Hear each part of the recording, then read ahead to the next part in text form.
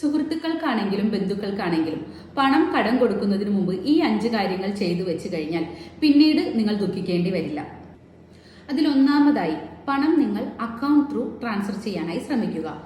നെഫ്റ്റോ, bank ട്രാൻസാക്ഷനോ UPI ട്രാൻസാക്ഷനോ വഴി മാത്രം payment ചെയ്യുക.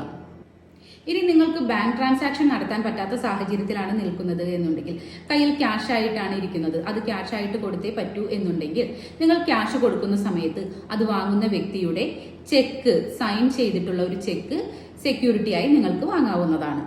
മൂന്നാമത്തെ പ്രധാനപ്പെട്ട ഒരു മാർഗമാണ് പ്രോമിസറി നോട്ട്.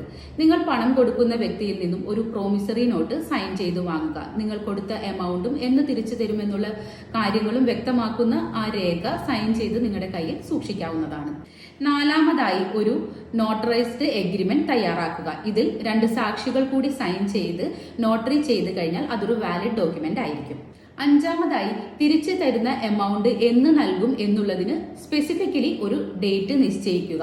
നാളെ തരാം, മറ്റന്നാൾ തരാം എന്ന് പറയുന്നത് ഒഴിവാക്കുന്നതിനായി ഒരു സ്പെസിഫൈ ചെയ്ത ഡേറ്റ് അത് പ്രോമിസറി നോട്ടിലും എഗ്രിമെന്റിലും നിങ്ങൾക്ക് സൂചിപ്പിക്കാവുന്നതും സൈൻ ചെയ്ത് നിങ്ങളുടെ കയ്യിൽ സൂക്ഷിക്കാവുന്നതുമാണ്.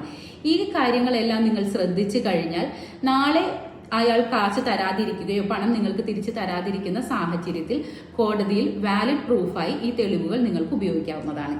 കൂടുതൽ വിശദാംശങ്ങൾ ഞാൻ ഡിസ്ക്രിപ്ഷനിൽ ചേർക്കുന്നുണ്ട്.